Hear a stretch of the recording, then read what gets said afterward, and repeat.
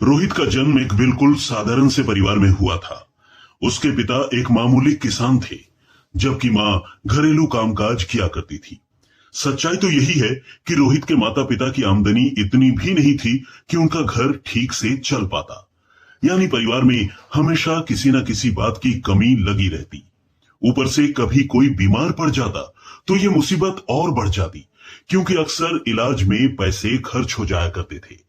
मगर रोहित बचपन से ही पढ़ने लिखने में बड़ा होशियार था।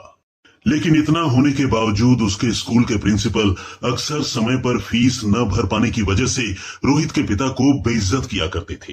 खैर, जैसे जैसे रोहित बड़ा होता गया, उसे इन बातों का एहसास भी होता गया। अब वो अपने माता पिता के त्याग के महत्व को भी महसूस करने लगा था। चूंकि रोहित ने स्कूल की पढ़ाई अच्छे अंकों से पूरी की, उसे शहर के सबसे अच्छे कॉलेज में भी आसानी से दाखिला मिल गया और आगे चलकर एक बड़ी कंपनी में अच्छी नौकरी भी मिल गई। कहते हैं, समय पंख लगाकर कब उड़ जाता है किसी को पता ही नहीं चलता। अब रोहित के माता पिता अपने इकलौते बेटे की शादी करना चाहते थे। एक रोज पिता ने उससे शादी को लेकर बात भी की। रोहित तब तो चुप रहा, लेकिन बाद में उसने अपनी मां से कह दिया कि वो जिस कंपनी में काम करता है, वो और उस कंपनी की मालिक की बेटी दोनों बहुत अच्छे दोस्त हैं और वो उसी लड़की से शादी करना चाहता है। गांव में रहने वाले माता पिता को पहले तो ये बात जरा अजीब सी लगी, लेकिन उन्होंने बेटे की खुशियों के आगे हामी भर दी। रोहित अब बेहद खुश था। उसने मन ही मन ये ठान रखा था कि शादी के बाद वो अपने बुजुर्ग और बीमार होते माता पिता को अपने गांव में नहीं रहने देगा, बल्कि अपने साथ शहर ही ले आएगा, ताकि वो उनकी अच्छे से देखभाल कर सके और जरूरत पड़ने पर शहर में उनका बेहतर इलाज भी करवा सके। उधर रोहित की गर्लफ्रेंड नताशा के पिता भी रोहित को दामाद के तौर पर स्वीकार कर चुके थे, क्योंकि उन्हें पता था कि रोहित अपने कामकाज के मामले में जितना होनहार है, वो दिल से भी एक उतना ही अच्छा लड़का है। खुद रोहित और नताशा भी एक दूसरे को इतना चाहते थे कि अक्सर नताशा के पिता को लगता था कि ऊपर वाले ने उनकी झोली खुशियों से भर दी है। लेकिन कहानी में असली ट्विस्ट तब जाकर आया जब रोहित ने एक रोज नताशा को अपने गांव ले जाकर माता पिता से मिलवाने का फैसला किया। हमेशा नाजों से पली अमीर बाप की बेटी नताशा इससे पहले भी अलग अलग कई गांवों में जा चुकी थी, लेकिन वो दौरे कुछ और थे, जब मौज मस्ती के लिए दूसरे अमीर बच्चों के साथ वो गांव की गरीबी देखने जाया करती थी। लेकिन इस बार नताशा को ऐसे ही एक गांव में अपने होने वाले सास ससुर से मिलने जाना था। तय वक्त पर रोहित और नताशा अपनी लंबी सी कार में रोहित के गांव उसके माँ बाप से मिलने के लिए निकल गए। मगर रोहित के घर पहुंचते ही नताशा को पहली बार जोर का झटका लगा। रोहित की पर्सनैलिटी से उलट उसके माता पिता बिल्कुल साधारण से दिखने वाले ग्रामीण लोग थे, जिनका जीवन न सिर्फ बेहद सामान्य था, कदाचित रोहित की तरक्की के बावजूद उन्होंने आज तक अपनी जिंदगी में कोई बदलाव नहीं किया था।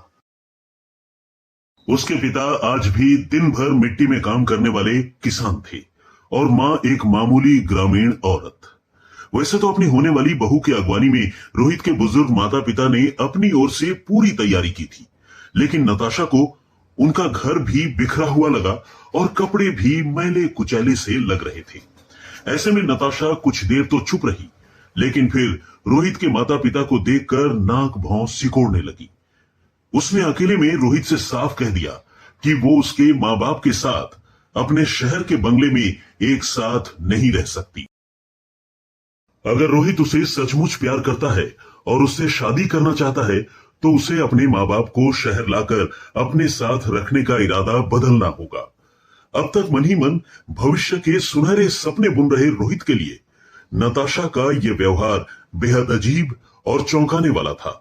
उसे लगने लगा कि जो लड़की कल तक उससे इतना प्यार करती थी कि उसके साथ जीने मरने की कस्में खाती थी, उसने उसके बुजुर्ग माँ बाप को देखकर इतनी बड़ी बात कैसे कह दी।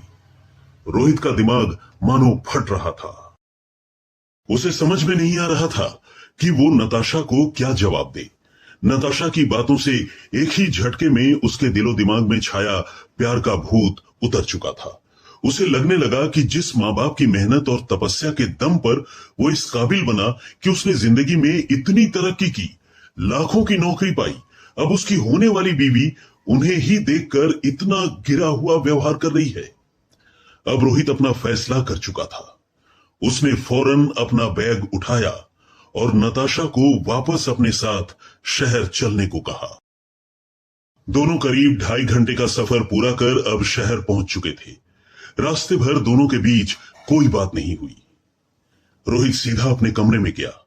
उसने लैपटॉप खोला और नताशा के पिता यानी कंपनी के डायरेक्टर गौतम सिंघानिया को अपना त्यागपत्र मेल कर बाहर निकल गया। रोहित फैसला कर चुका था।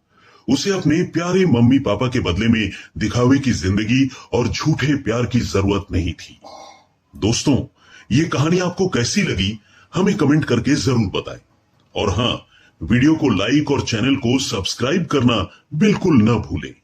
बहुत धन्यवाद।